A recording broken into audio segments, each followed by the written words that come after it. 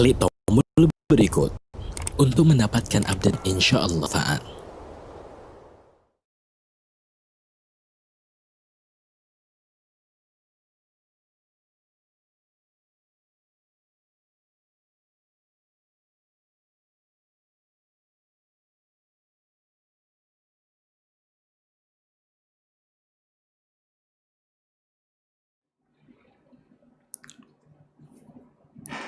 Dan kita memohon kepada Allah agar kita senantiasa dibantu, ditolong dalam mensyukuri nikmat yang Allah berikan kepada kita. Karena Allah mengatakan wa qalilun min ibadiyas syakur. Sedikit dari hamba-hambaku yang pandai bersyukur. Allahumma salli wa sallim ala Muhammadin wa ala alihi wa ashabihi ajma'in.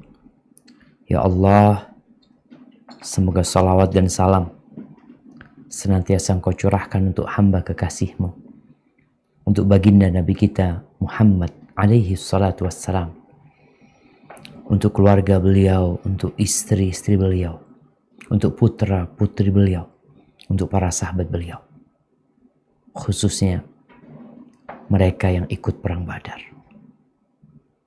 khususnya lagi mereka yang ikut perang Uhud, dan lebih khusus lagi Abu Bakar Siddiq, Umar bin Khattab, Uthman bin Affan, dan Ali bin Abi Thalib.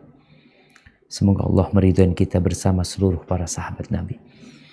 Amma ba'd, jamaah rahimakumullah. Kita udah tanggal 7 Dzulhijjah, 7 Muharram 1442 Hijriah, mengingatkan kembali afdhalus siyam ba'da Ramadan syahrullahil Muharram. Sebaik-baiknya puasa setelah puasa di bulan Ramadan adalah puasa sunnah di bulan Muharram ini. Artinya hari-hari ini hari-hari yang indah untuk berpuasa. Baik yang punya utang mau bayar utangnya, semoga engkau bisa memanfaatkan momentum yang indah ini. Kemudian juga ada puasa Asyura, hari di mana Allah menyelamatkan Nabi Musa alaihissalam dari kejaran Fir'aun dan menyelamatkan Bani Israel. Bani Israel berpuasa sebagai bentuk syukur mereka kepada Allah SWT. Syukurnya bukan dengan berpesta, tapi dengan berpuasa. Dan Nabi kita Muhammad alaihissalatu wassalam mengatakan, nahnu ahaqqu bi Musa minhum. Kita lebih pantas untuk mensyukuri nikmat yang Allah berikan kepada Nabi Musa daripada orang-orang Yahudi. Maka beliau berpuasa pada tanggal 10 Muharram. Dan beliau berharap puasa Muharram itu menghapuskan dosa 1 tahun. Di akhir hayat beliau, pada tahun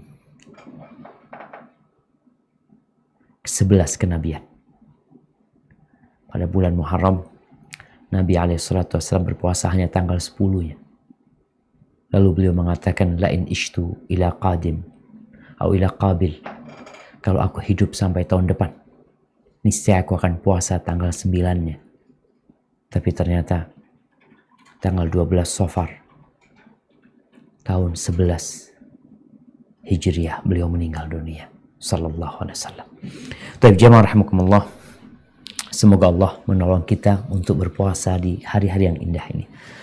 Kita masih di perang Uhud, perang yang mungkin perang terbesar yang diikuti Nabi SAW dalam banyaknya korban yang tewas pada waktu itu.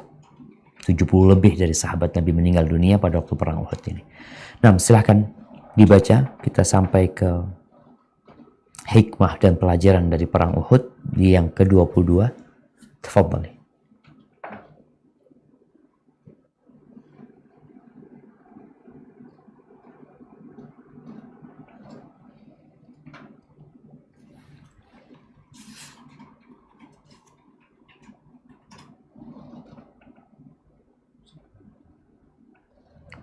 Masih di mute? Kayaknya masih di mute ya.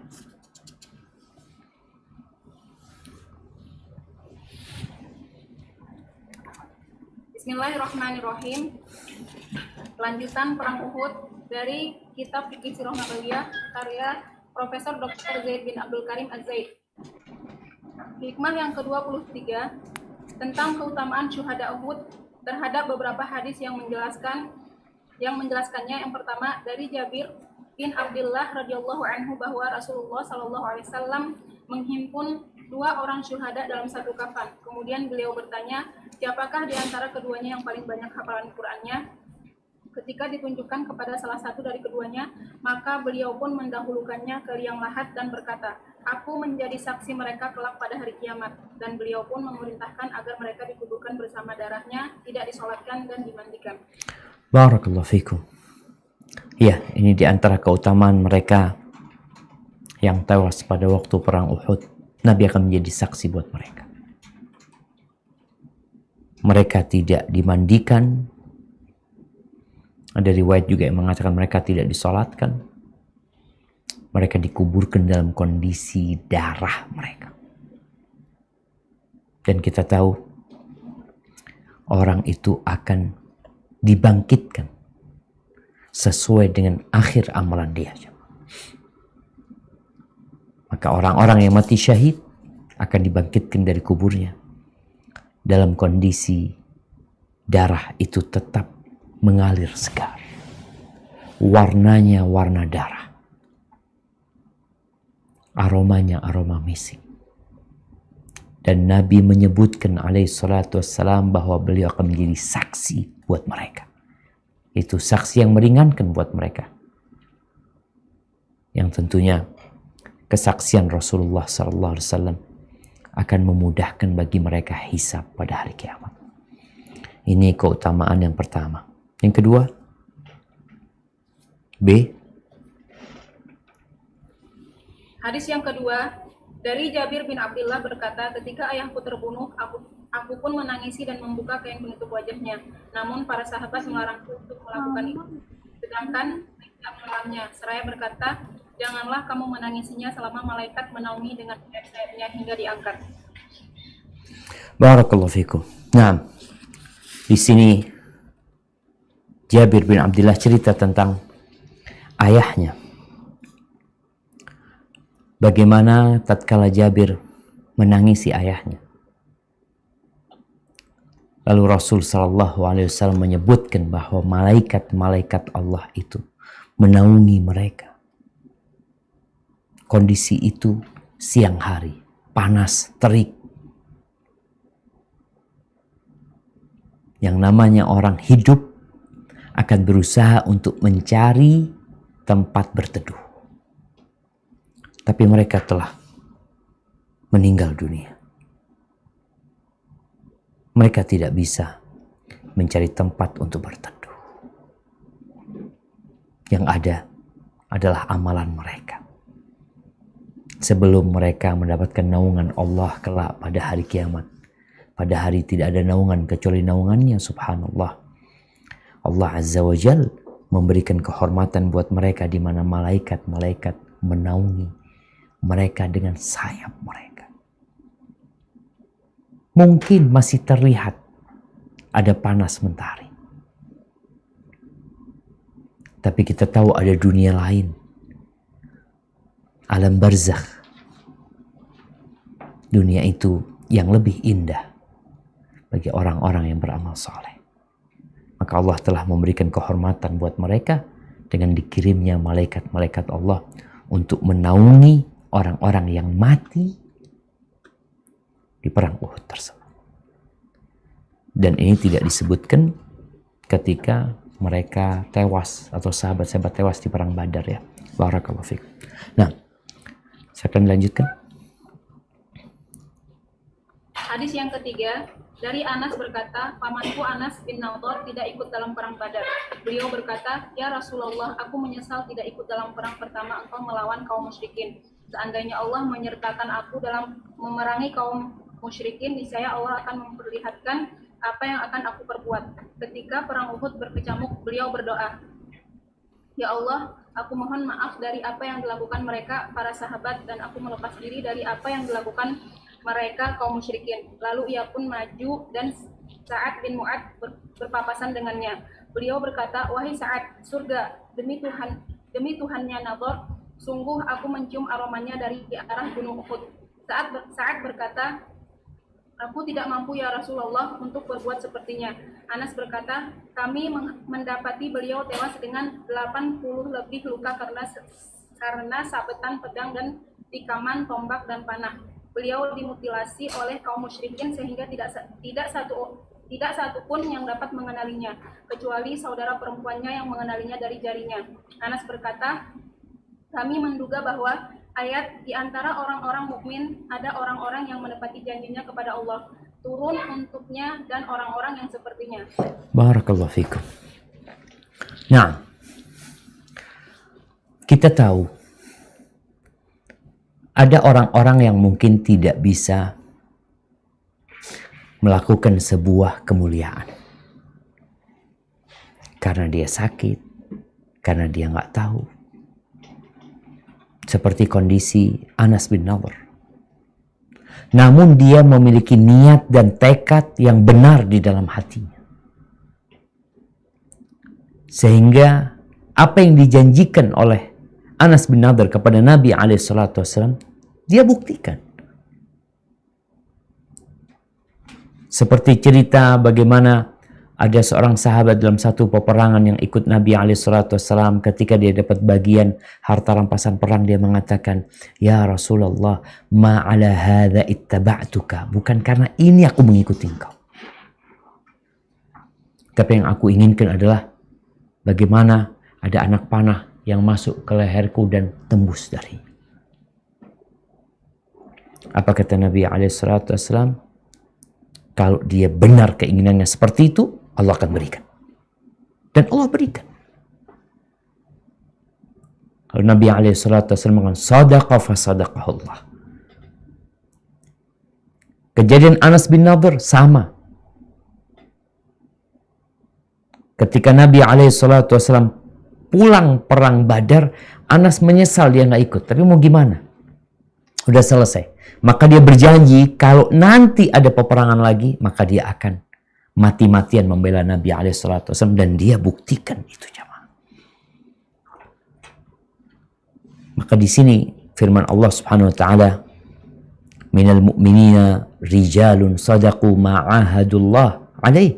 Ada di antara orang-orang mukmin orang-orang yang menepati janjinya kepada Allah Azza wa Jalla. Sampai-sampai Anas bin Nadhr ini mengatakan kepada Sa'ad bin Mu'ad, inni la ajidu rihal jannah duna Uhud. Aku benar-benar mendapati, mencium baunya surga di bawah Uhud. Ya akhirnya Anas mati-matian. Kadangkala orang berperang itu, jemaah, terluka sedikit sudah menyerah. Tapi Anas bin Nadhr terluka sedikit, dia bangkit lagi, ditebas lagi, dia berdiri lagi dengan segala tenaga, dia berusaha untuk menegakkan agama Allah. Sehingga di tubuhnya bukan ada 10 tikaman, bukan ada 20 tikaman, ada 80 lebih luka di tubuhnya. Tentunya itu tidak diberikan oleh orang-orang musyrikin, kecuali kepada orang yang terus selama nyawa masih dikandung badan, dia akan tegak berdiri untuk menegakkan agama Allah Subhanahu wa taala. Dan kita lihat Anas bin Nadhr ini melakukan sesuatu yang Sa'ad bin Mu'ad radhiyallahu anhu mengatakan kepada Nabi alaihi salatu wasallam, "Famastata'tu ya Rasulullah ma sana." Aku enggak mampu. Ini ceritanya Sa'ad bin Mu'ad. Baik. Hadis yang selanjutnya. Hadis yang keempat dari Jabir bin Abdullah radhiyallahu anhu berkata, Rasulullah menemuiku seraya berkata, wahai Jabir, kenapa aku melihatmu bersedih? Aku menjawab, ayahku telah syahid ya Rasulullah dan meninggalkan keluarga serta hutang. Beliau berkata, maukah aku kabarkan berita gembira untukmu apa yang diterima ayahmu saat ia bertemu Allah? Ia menjawab, tentu ya Rasulullah. Beliau bersabda, Allah tidak berbicara kepada siapapun kecuali dari balik hijab. Allah akan menghidupkan ayahmu lalu berbicara kepadanya tanpa hijab. Lalu ia berfirman, mintalah, aku pasti akan memberikannya. Ia pun berkata, ya Robbi, hidupkanlah aku kembali agar aku dapat berperang di jalanmu untuk kedua kalinya. Allah berfirman, sesungguhnya telah berlaku ketetapanku bahwa mereka yang sudah meninggal tidak akan dikembalikan ke dunia. Dia berkata, dan diturunkanlah ayat ini, wala tahsabanna alladziina qutilu fi sabilillahi amwata. Dan janganlah sekali-kali kamu mengira bahwa orang-orang yang gugur di jalan Allah itu mati. Barakallahu fikum. Nih kemarin sempat ada pertanyaan tentang abahnya Jabir, Abdullah bin Haram. Apa sih yang dilakukan sama bapaknya ini sehingga Allah Azza wa Jal berbicara secara langsung dengan ayahnya Jabir bin Abdullah. Ternyata dia salah satu sahabat Nabi yang bertugas untuk menjaga baiat Rasulullah SAW. Beliau termasuk 12 sahabat yang dipilih menjadi kapten ya ketika baiat Aqabah kedua. Di antaranya abahnya Jabir bin Abdullah, yaitu Abdullah bin Haram. Jabir bin Abdullah menceritakan tentang ayahnya ini. Dia mengatakan, da'ani abi minal lail. Malam hari itu ayahku memanggilku. Lalu ayahku mengatakan kepadaku, ma urani illa maqtulan. Fi awwali man yuqtal min ashabin Nabi sallallahu alaihi wasallam. Aku melihat kayaknya aku termasuk orang yang akan mati duluan di antara para sahabat Nabi. Wa inni la atruku ba'di a'azza alayya minka. Aku nih tidak meninggalkan seorang pun yang lebih aku cintai, yang lebih aku agungkan lebih daripada dirimu selain Rasul SAW. Lainlah kalau Nabi SAW. Ini bicara kita. Wa inna alayya dainan faqdihi. Abahnya pesan sama anaknya, nah bapak punya utang, tolong kau lunasin. Wastausi bi akhawatika khairan. Dan jaga saudari-saudari perempuan. Makanya kalau antum membaca cerita Jabir ini, Jabir tidak menikah dengan gadis. Makanya ketika dia ditanya sama Nabi SAW, kau menikah sama janda apa gadis? Kata Jabir bin Abdullah, bersayyib ya Rasulullah. Janda Nabi. Yang aku nikahin seorang janda. Halla bikron, kenapa Jabir kau gak nikah sama gadis, kata dia, yang engkau akan bersenang-senang sama dia, dia akan memainkanmu, engkau akan memainkan dia. Jabir ingat sama wasiat bapaknya. Punya saudari perempuan 9 Jabir. Maka Jabir menikah sama dia. Dan ini pesan ayahnya. Kata Jabir bin Abdullah, fakana awwala qatilin fa asbahna fakana awwala qatil. Awal yang terbunuh adalah bapaknya Jabir. Maka di sini ketika Rasul sallallahu alaihi wasallam melihat Jabir bersedih, kita tuh kan bersedih kadang kala ditinggal orang mati karena kita nggak tahu yang mati itu ternyata lebih senang daripada yang hidup. Kita kesian sama orang itu udah meninggal dunia. Ada cerita seorang yang sedang sekarat, keluarganya pada ngumpul, pada nangis. Lalu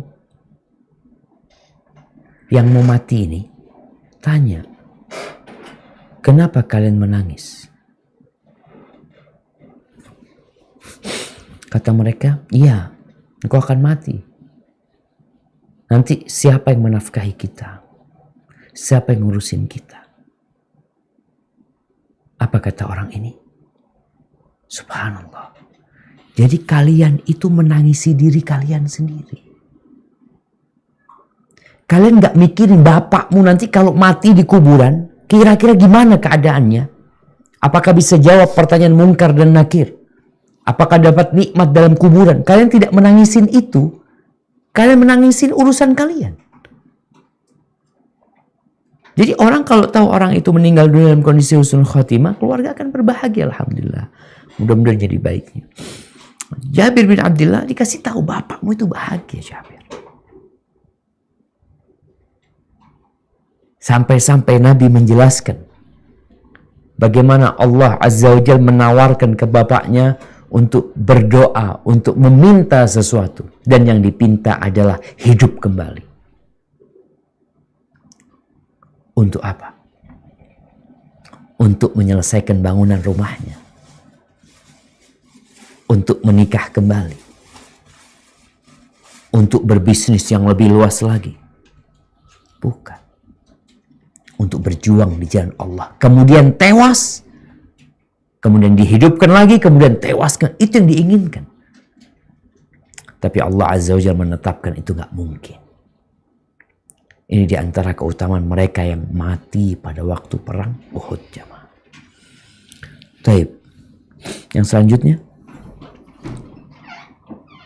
Yang kelima, dari Abdullah bin Mas'ud radhiyallahu anhu bahwa ia pernah ditanya tentang firman Allah, "Wala tahsabanna alladziina qutilu fi sabilillahi amwata bal ahya'un 'inda rabbihim yurzaqun." Dan jangan sekali-kali kamu mengira bahwa orang-orang yang gugur di jalan Allah itu mati. Sebenarnya mereka itu hidup di sisi Tuhannya mendapat rezeki. Ia berkata, kami dulu juga pernah menanyakan hal itu kepada Rasulullah SAW dan beliau menjawab, sesungguhnya arwah mereka berada dalam perut burung hijau yang memiliki sarang-sarang yang tergantung pada arsy. Terbang dari surga ke arah yang diinginkan kemudian kembali lagi ke sarangnya. Lalu Tuhan mereka memperhatikan dengan seksama seraya berfirman, adakah kalian menginginkan sesuatu? Mereka menjawab, apalagi yang harus kami inginkan, sedangkan kami dapat terbang dalam surga sekehendak kami. Allah menanyakan hal itu sampai 3 kali. Ketika mereka melihat bahwa mereka tidak dibiarkan tanpa permintaan, mereka berkata, duhai Tuhanku, kami ingin ruh-ruh kami dikembalikan ke jasad kami, sehingga kami dapat lagi berperang di jalan-Mu. Ketika Allah melihat bahwa mereka tidak ada lagi keinginan, mereka pun dibiarkan. Barakallahu fikum. Ini keutamaan orang-orang yang mati syahid.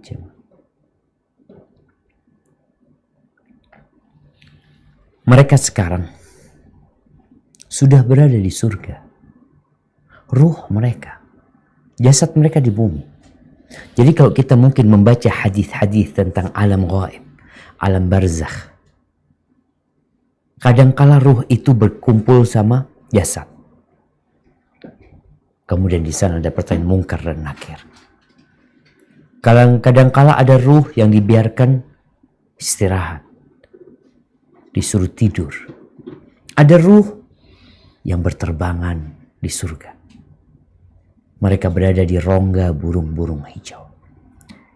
Ini kekhususan buat orang-orang yang mati syahid. Mereka terbang kemanapun mereka mau. Mereka punya sarang, tempat-tempat yang bergantung di bawah arsy Allah Subhanahu wa ta'ala. Dan apa sih yang mereka inginkan? Kalau harus hidup lagi di dunia, mereka yang diinginkan adalah berjihad di jalan Allah Azza wa Jalla. Karena mereka melihat begitu besarnya pahala yang Allah berikan kepada mereka. Ruh mukmin sama. Ruh mukmin itu di surga Allah Subhanahu wa taala. Ada di burung, tapi berbeda dengan burung yang membawa ruhnya orang-orang yang mati syahid. Mereka berterbangan semau mereka. Barakallahu fikum. Nah, hadis yang selanjutnya. Hadis yang ke-6 dari Abu Hurairah radhiyallahu anhu berkata, sesungguhnya Rasulullah sallallahu alaihi wasallam ketika kembali dari perang Uhud, beliau melintasi Mus'ab bin Umair yang terbunuh. Beliau diam sejenak dan mendoakannya, kemudian membaca ayat minal mu'minina rijalun sadaqu ma ahadullah alaihi wa minhum man qada nahjah wa minhum man yantazir wa ma baddalu tabdila. Di antara orang-orang mukmin Di antara orang-orang mukmin itu ada orang-orang yang menepati apa yang telah mereka janjikan kepada Allah, dan di antara mereka ada yang gugur, dan di antara mereka ada pula yang menunggu-nunggu, dan mereka sedikit pun tidak mengubah janjinya. Lalu beliau bersabda, aku bersaksi bahwa mereka adalah syuhada di sisi Allah pada hari kiamat. Kunjungilah dan ziarahilah mereka. Demi jiwaku yang berada pada genggamannya, tidak seorang pun yang mengucapkan salam kepada mereka hingga hari kiamat, melainkan mereka akan menjawabnya. Subhanallah jamaah. Makanya kenapa kita kalau ziarah ke Madinah itu disyariatkan untuk mengunjungi syuhada Uhud. Kok nggak ada hadis yang menyuruh mengunjungi syuhada Badr atau yang mati syahid di tempat lainnya? Rasulullah Sallallahu Alaihi Wasallam mengatakan kepada para sahabatnya, "Fa'tuhum wa zuruhum." Datangi kuburan para syuhada Uhud. Ziarahi mereka. Dan mereka akan menjawab salam kalian. Maka kalau kita ke Madinah, jangan sibuk ziarah ke pasar-pasar, dari satu pasar ke pasar selanjutnya. Tapi ke Uhud, panas. Kadang-kala nggak mau turun dari bus. Ngapain di sini? Nggak ada apa-apa. Jemaah, kita udah nggak berdarah-darah. Kita udah nggak mempertaruhkan nyawa kita. Kita cuma turun dari bus, menuju ke kuburan mereka, mengucapkan salam kepada mereka. Sebagian turun dari bus sudah sibuk selfie, foto ini, foto itu. Antum tuh sedang berada di medan perang. Di tempat darah Hamzah mengalir di sana. Darah Mus'ab mengalir di sana. Darah Nabi pun menetes di sana. Lalu kita berangkat ke sana. Hanya sekedar untuk mengabadikan momentum antum berangkat ke Uhud. Iya, Anda rasakan panas sekarang Uhud kalau kita siang-siang ke sana. Tapi tujuanmu ke sana adalah melaksanakan perintah Nabi alaihi salatu wassalam. Ketika engkau datang ke kota Madinah, ziarahi Uhud. Ucapkan salam kepada mereka. Ucapkan salam kepada Hamzah. Ucapkan salam kepada Mus'ab bin Umair. Mereka adalah orang-orang yang jujur. Tidak semua sahabat tewas. Yang lainnya menanti giliran mereka. Tapi yang jelas Allah telah memberikan kesaksian kepada para sahabat Nabi. Barakallahu fikum. Nah, yang ketujuh. Hadis ketujuh, Umar bin Syabah meriwayatkan dari Abu Hurairah, dia berkata bahwa Sallallahu Alaihi Wasallam pernah mengunjungi kuburan para syuhada, lalu beliau berkata, "Salamun alaikum bima sabartum, fa ni'ma uqbad dar." Salam keselamatan untuk kalian karena kesabaran kalian, sebaik-baik tempat kembali untuk kalian.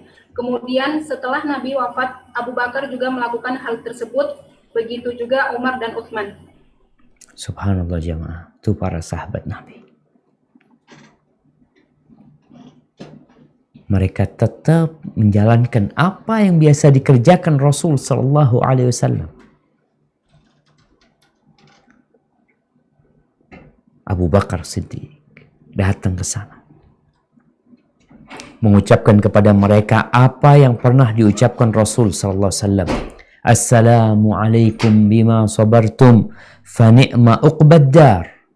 Abu Bakar di masa pemerintahannya, Umar bin Khattab di masa pemerintahannya, Utsman bin Affan di masa pemerintahan. Mungkin ada yang bertanya, Ali kemana Ustaz? Kita tahu di masa setelah meninggalnya Utsman bin Affan, pemerintahan Islam pindah ke Kufah. Karena Ali radhiyallahu anhu dengan hikmahnya, dia tidak menginginkan ada keributan di kota Rasul sallallahu alaihi wasallam. Ahibati fillah, di antara yang meninggal ketika perang Uhud ini adalah Amr ibn al-Jamuh. Amr ibn al-Jamuh ini ayahnya Mu'ad ibn Amr ibn al-Jamuh yang membunuh Abu Jahal ketika perang Badar. Ini bapaknya. Disebutkan bahwa dia pincang. Dan pincangnya itu parah. Dia punya 4 anak laki-laki yang mereka ikut berperang bersama Nabi SAW.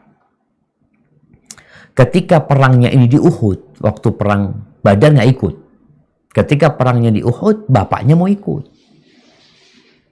Ketika bapaknya maksa mau ikut, apa kata anak-anaknya yang 4 ini? Innallaha qad ja'ala laka rukhsah. Ayah, Allah udah kasih dispensasi buat engkau. Lihat jemaah bagaimana iman dan kemunafikan.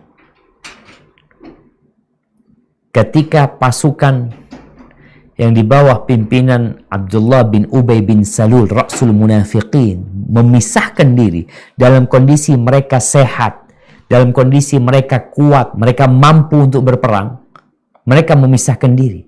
Sedangkan Amr ibn Jamuh dalam kondisi dia pincang, anak-anaknya mengatakan kepada bapaknya, engkau ada rukhsah abah, biarlah engkau duduk dah, engkau istirahat di rumah, kita yang menggantikan engkau. Dan Allah sudah tidak mewajibkan jihad atas dirimu. Bapaknya nggak mau debat sama anak-anak. Nih bapak yang bijak ya. Dia tahu anak-anaknya sayang sama bapaknya. Tapi ada keinginan yang membara di dalam hatinya. Amr bin Jamuh berangkat menjumpai Rasulullah SAW. Dia mengadu kepada Nabi SAW. Yang Allah mengatakan tentang beliau, bil mu'minina ra'ufur rahim. Nabi itu sayang sama orang-orang beriman. Lalu kata Amr bin Jamuh, inna baniya haula yamna'unani an ujahida ma'ak. Sesungguhnya anak-anakku itu melarang aku untuk berjihad bersamamu. Wa wallahi inni la arju an ustashhad fa ata'a bi arjati hadhihi fil jannah. Demi Allah, aku berharap mati syahid, dan dengan pincangku ini aku menginjak surga Allah Subhanahu wa taala. Lalu apa kata Nabi alaihi salatu wasallam? Amma anta faqad wada'allahu ankal jihad. Buat engkau, Allah itu udah gak mewajibkan berjihad. Udah gak wajib buat engkau berjihad.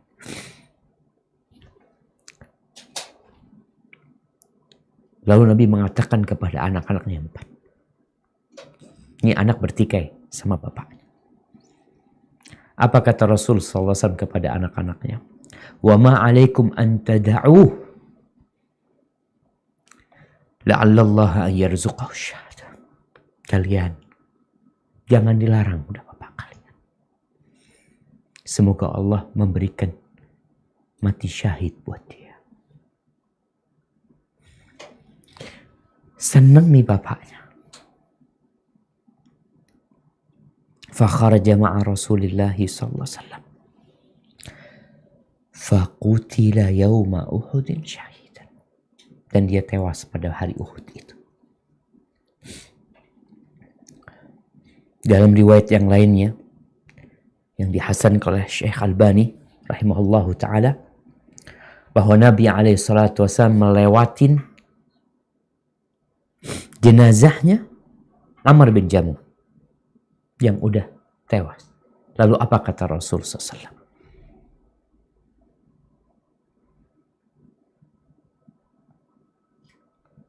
Ka'anni anzuru ilaika tamshi birijlika hadhihi sahihatan fil jannah. Dia lihat nih, kondisinya dia pincang. Kata Nabi, aku melihat seakan-akan kau berjalan dengan kakimu ini di surga. dalam kondisi tidak pincang lagi. Subhanallah. Bagaimana para sahabat Nabi berjuang, jemaah, ketika itu. Di antara yang tewas pada hari Uhud itu Julaibib, sahabat Nabi. Sahabat Nabi ini, ya dia bukan bangsawan, dia juga nasabnya ya tidak terlalu terkenal, kaya juga tidak. Nabi SAW menawarkan kepada dia, Julaibib, kenapa engkau nggak nikah? Kata Julaibib, siapa yang mau menerima aku, Rasul SAW? Ada riwayat dia mengadu kepada Nabi SAW, ya Rasulullah, bukankah yang beriman dengan engkau mengikutimu kemudian dia mati di jalan Allah Azza wa Jal, dia akan dimasukkan ke surga dan akan dinikahkan dengan bidadari surga. Kata Rasul sallallahu alaihi wasallam, "Nah, betul." Terus kata Julaibib, "Kenapa sahabat-sahabatmu tidak ada yang mau menikahkan aku dengan putrinya?" Subhanallah, jemaah. Akhirnya Rasul SAW menyuruh Julaibib untuk berangkat ke rumahnya salah seorang sahabat. Sampai ke sana Julaibib mengatakan, aku diutus sama Rasul SAW untuk meminang putri kalian. Apa kata keluarganya? Marhaban bi Rasulillah. Ya, terbuka pintu rumah kita buat Rasul SAW. Tapi Julaibib mengatakan, dia meminang putrimu bukan untuk dirinya, tapi untuk aku. Ada riwayat lain bahwasanya Nabi SAW meminang langsung kepada bapaknya ini. Tapi Nabi menyebutkan untuk Julaibib. Kata sang bapak, kalau untuk Julaibib kita musyawarah dulu. Sama ibunya anak-anak, sama anaknya. Akhirnya ribut nih. Keluarganya, aduh kata dia, masa mau dinikahkan sama Julaibib ini itu. Si putrinya ini dengar keributan yang terjadi antara ayah sama bundanya. Urusan lamaran Julaibib. Apa kata putrinya? Atarudduna ala Rasulillahi sallallahu alaihi wasallam amra. Kalian gimana? Kalian mau nolak perintah Rasul SAW. Kalian mau nolak. Idfa'uni fa innahu la yudayyi'ni. Nikahkan aku dengan dia. Gak mungkin aku akan sengsara. Gak mungkin aku akan ditelantarkan. Lalu akhirnya kata ibunya, ya kalau dia sudah ridha, kalau Nabi SAW ridho sama Julaibib, dinikahkan Julaibib. Rasulullah SAW ketika menikah Julaibib ini, Rasulullah mendoakan, Allahumma subba alaihim al-khaira sabban, wa la taj'al aisyahuma kaddan. Ya Allah, jadikan kehidupan keduanya ini, tumpahkan untuk keduanya nikmat-Mu ya Allah. Dan jangan jadikan kehidupan keduanya ini susah dan sengsara. Lihat nih, ketika seorang menerima perintah Nabi SAW, yang resikonya dia menikah dengan seorang laki-laki yang mungkin dia tidak mencintai. Karena sering terjadi. Seorang wanita mengatakan, ana gak cinta sama suami ana. Gak ada cinta di diri ana. Kadangkala juga sang suami mengatakan seperti itu. Apakah ini karena salah ta'arufnya atau apa? Ketika engkau ridha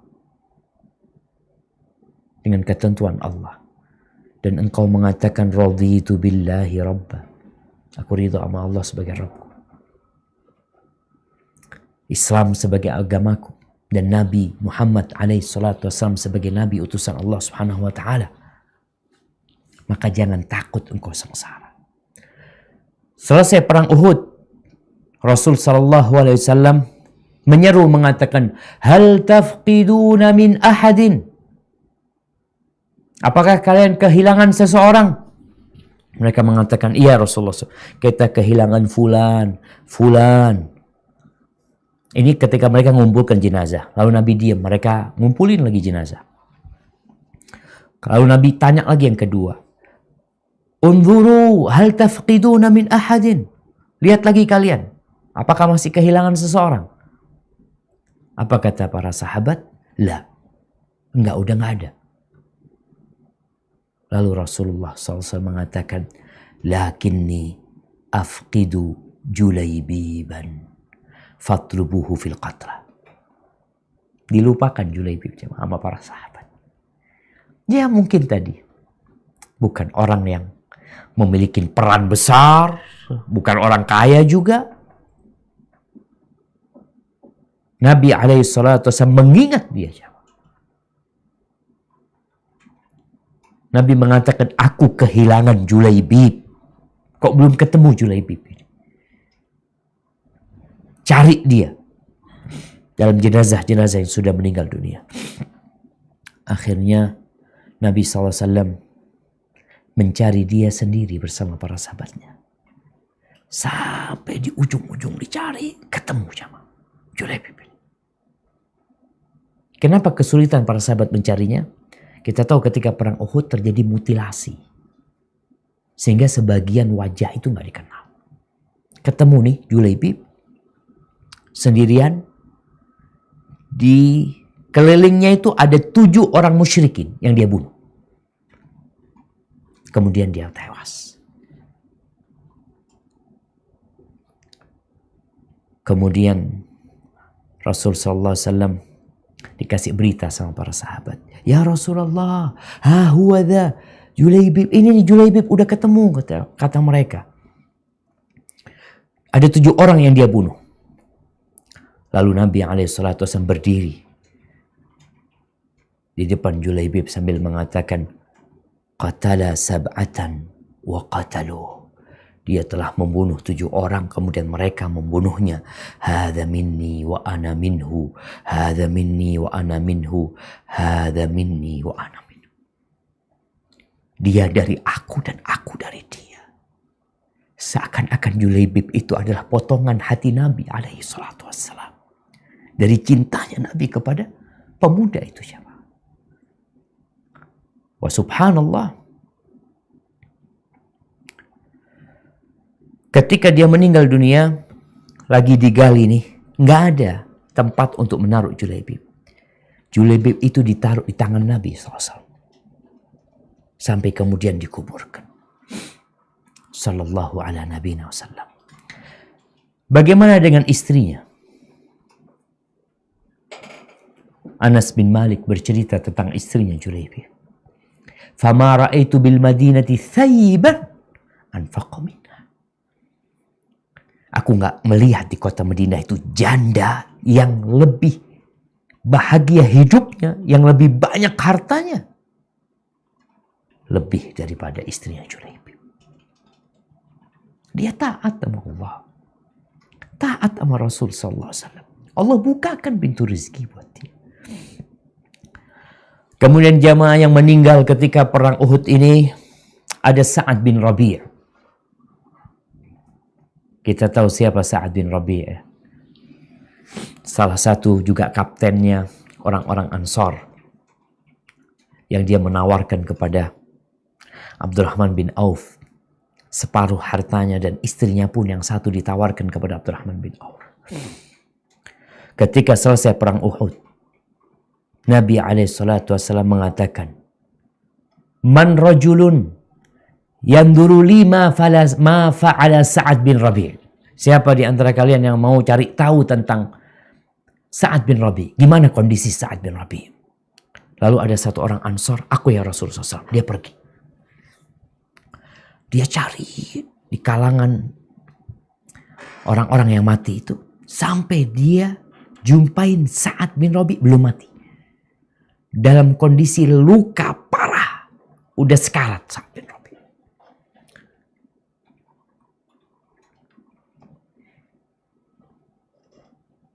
Apa kata orang Ansar ini? Ya Sa'ad.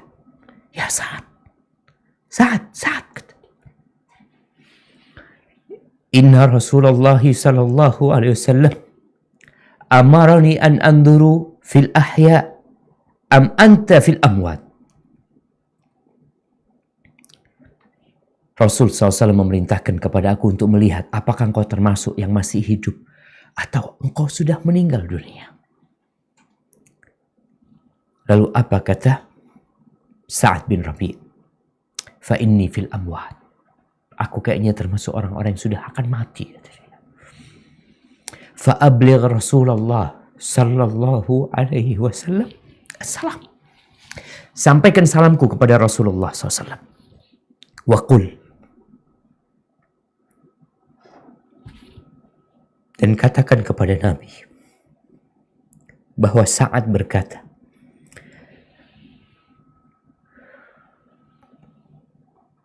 jazakallahu anni khaira ma jaza nabiyan an ummati.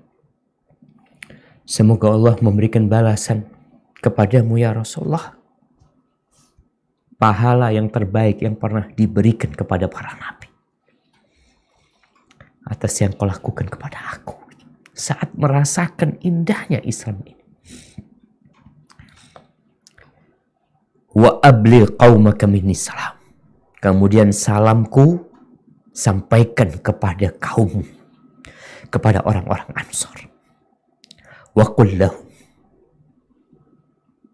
Katakan kepada mereka. Inna Sa'dan yaqulu lakum. Sa'ad mengatakan kepada kalian. Nggak ada alasan buat kalian di depan Allah Subhanahu wa ta'ala. Kalau sampai orang-orang musyrikin bisa membunuh Rasul SAW, sedangkan di antara kalian masih ada yang bisa berkedip matanya. Itu pesan Sa'ad kepada orang-orang Ansor. Subhanallah jamaah. Dan setelah meninggalnya Sa'ad, istrinya Sa'ad datang menjumpai Rasul SAW. Membawa putrinya. 2 putrinya. Dia mengatakan, ya Rasulullah, ini 2 putrinya Sa'ad. Bapaknya terbunuh bersamamu ketika perang Uhud. Pamannya mengambil semua hartanya Sa'ad. Nggak disisakan buat dia. Gimana dia mau menikah kalau nggak punya harta ya? Kita tahu kadang-kala perempuan dinikahin karena hartanya. Lalu apa kata Nabi SAW? Yaqdillahu fi dzalika. Ya kita tunggu keputusan Allah Subhanahu wa taala.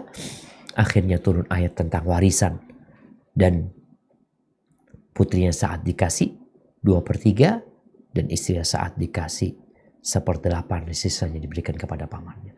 Yang terakhir jamaah, mungkin kita mendengar cerita Hanzalah bin Amir.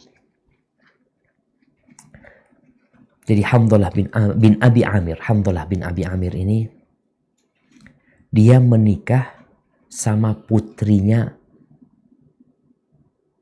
Abdullah bin Ubay bin Salul. Pentolan orang-orang munafikin yang membawa 300 pasukan. Memisahkan diri dengan Nabi SAW. Hanzalah ini, Masya Allah ya, menikah sama namanya Jamilah binti Abdullah bin Ubay bin Salul. Kita tahu perang Uhud terjadi hari Sabtu. Hari Jumat itu, malam harinya, Hanzalah ini dikirimin Jamilah. Dia udah menikah tapi belum kumpul. Karena mau perang, akhirnya dikumpulin. Berkumpullah sama istrinya.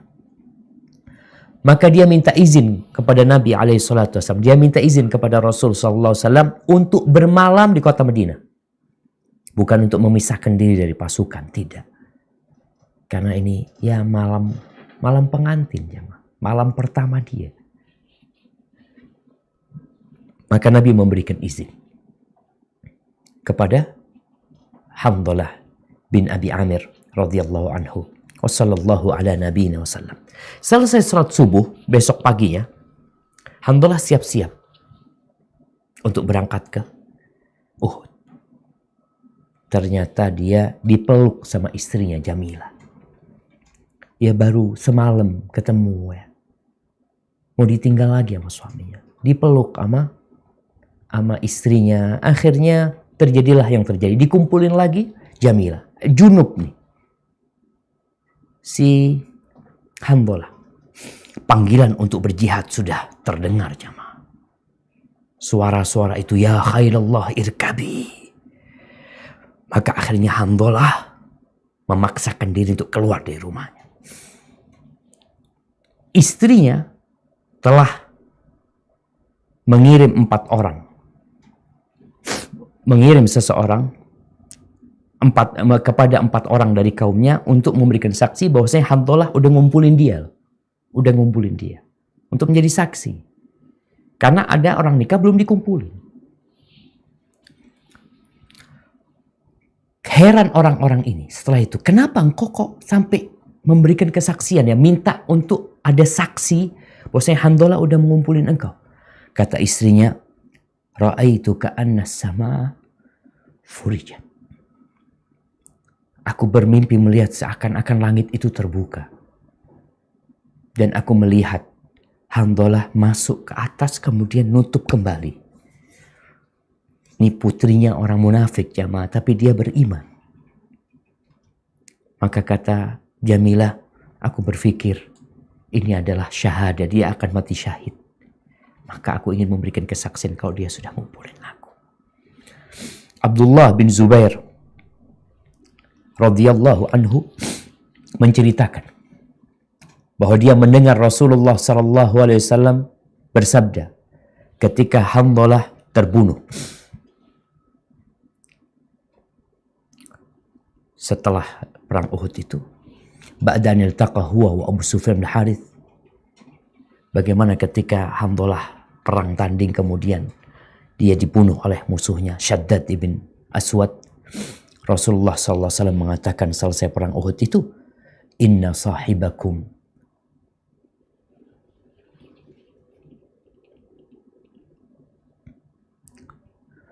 tughassiluhul malaika. Sesungguhnya sahabat kalian ini dimandikan oleh malaikat. Tuh sahabat-sahabat yang mati perang Uhud gak ada yang dimandikan. Mereka dikubur dengan darah mereka. Kecuali satu. Handolah ibn Abi Amir. Siapa yang memandikan? Malaikat. Lalu Rasul sallallahu alaihi wasallam menyuruh sahabat untuk bertanya kepada istrinya. Kata istrinya, innahu kharaja lamma sami'al ha'i'a wa huwa junub. Dia itu keluar dari rumah ketika mendengarkan panggilan untuk berjihad itu. Dalam kondisi terburu-buru. Dan dia dalam kondisi junub. Gak sempat mau mandi ya. Maka dia pun berangkat. Dan Rasul SAW mengatakan ghassalathul malaika. Hadis ini diriwayatkan oleh Al-Hakim dan dihasankan oleh Syekh Albani rahimahullahu ta'ala.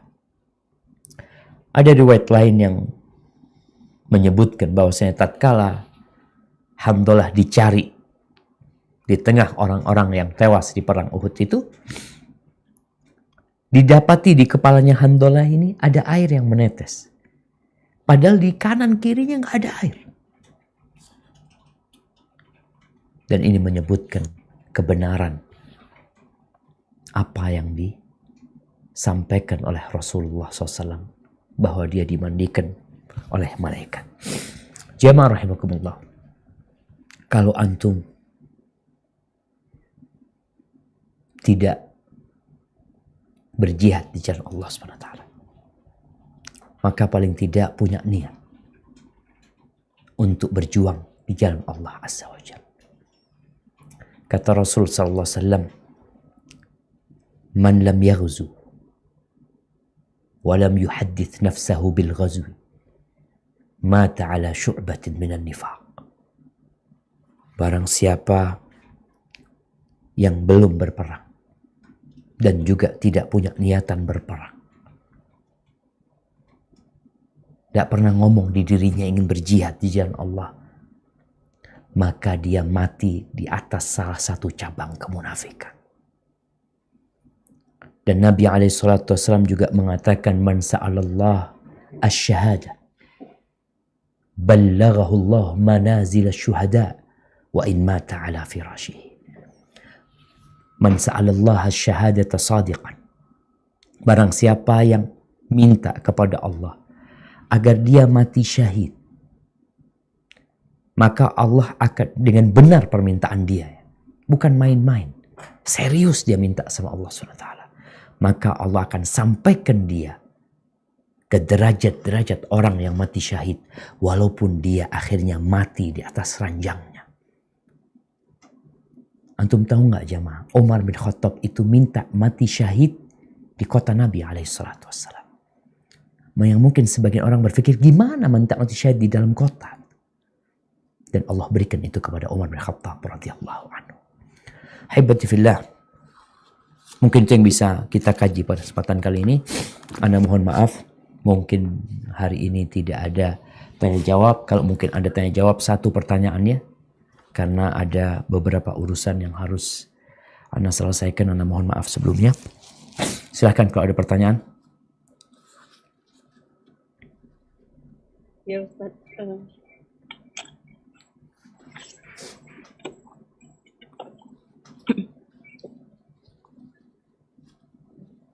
Assalamualaikum Ustaz. Waalaikumsalam warahmatullahi wabarakatuh.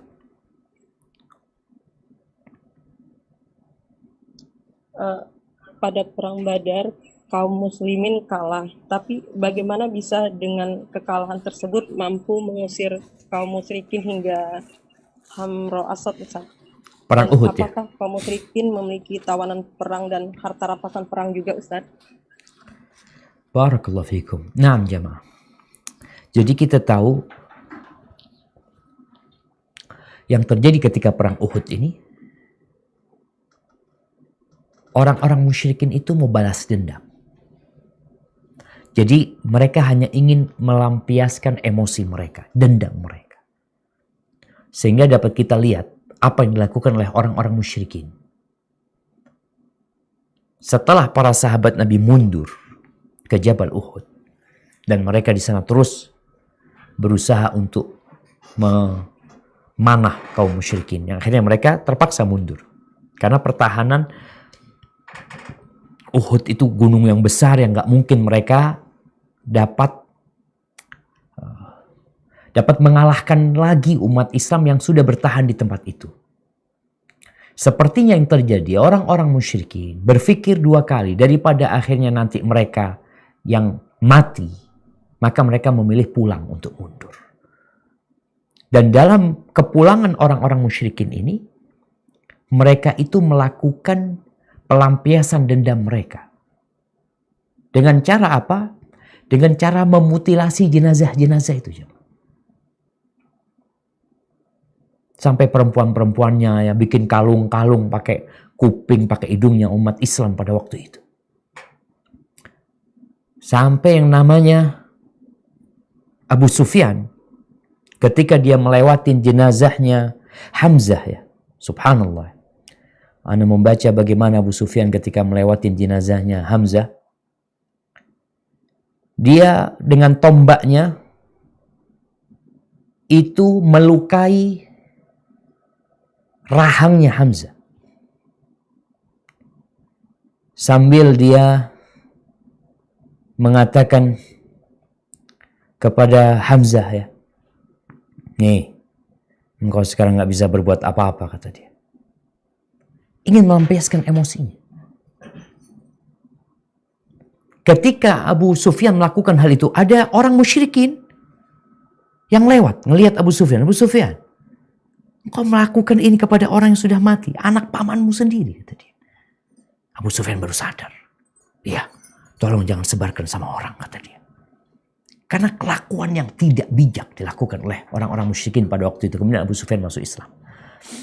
Jadi yang terjadi memang mereka nggak bisa menyelesaikan peperangan itu karena umat Islam sudah bertahan di atas gunung Uhud. Akhirnya orang-orang musyrikin pulang dalam kondisi melampiaskan emosi mereka dengan tadi memutilasi korban-korban dari para sahabat Nabi. Dan kita tahu cerita yang pernah kita baca bahwasanya Abu Sufyan telah mengatakan kepada mereka bahwasanya satu-satu. Ini pembalasan pada waktu perang Badar. Selesai sudah perangnya itu aja. Akhirnya mereka pulang. Jadi yang terjadi mereka pulang. Nggak bawa tawanan, nggak, mereka pulang. Hanya saja ketika mereka dalam perjalanan itu, mereka kemudian sadar. Kenapa kita nggak habisi sekalian gitu. Namun akhirnya Rasul SAW berangkat ke Hamra'ul Asad. Dengan para sahabat yang terluka itu. Untuk menghadapi mereka. Dan Allah Azza wa Jalla jamaah, ingat. Apa sih yang mereka katakan? Alladzina qala lahumun nas. Innan nasa qad jama'u lakum fakhshawun. Ketika mereka mengatakan kalian harus takut nih. Mereka sekarang bersatu padu lagi untuk menyerang kalian untuk yang kedua kalinya. Takutlah kepada mereka. Apa kata orang-orang beriman? Qalu hasbunallah wa ni'mal wakil. Hasbunallah wa ni'mal wakil. Cukup Allah lah. Mau minta tolong sama siapa? Jumlah juga enggak banyak. Kondisi terluka. Dan Allah membuat orang-orang musyrikin ketakutan. Akhirnya mereka pulang. Mungkin seperti itu kejadiannya. Wallahu a'lam bishawab. Dalam jemaah mudah-mudahan kita bisa lanjutkan pada pertemuan yang akan datang. Kurang lebihnya ana mohon maaf. Subhanakallahumma bihamdika. Ashhadu an la ilaha illa anta. Astaghfiruka wa atubu ilaik. Assalamualaikum warahmatullahi wabarakatuh.